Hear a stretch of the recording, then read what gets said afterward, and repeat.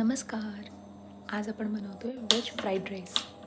सगळ्यात आधी सर्व भाज्या एकदम बारीक चिरून घेऊया. आज मी घेतलं आहे गाजर, कोबी, कांदा, red bell pepper, yellow bell pepper, spring onion आणि बारीक चिरलेलं आलं लसूण.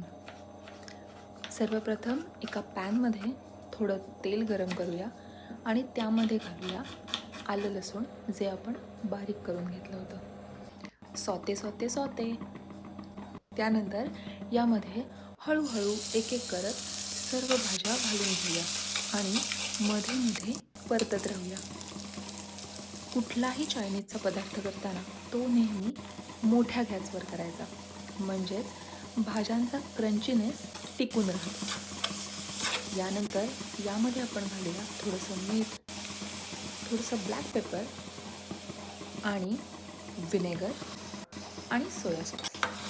थोडं मिक्स करून यामध्ये शिजवून घेतलेला भात घालूया. आदल्या दिवशीचा शिळा भात पण चालेल. आणि मग घालूया फ्राईड राईसचा मसाला. व्यवस्थित मिक्स करून घेतल्यानंतर रेडी आहे आपल्या व्हेज फ्राईड राईस. एन्जॉय.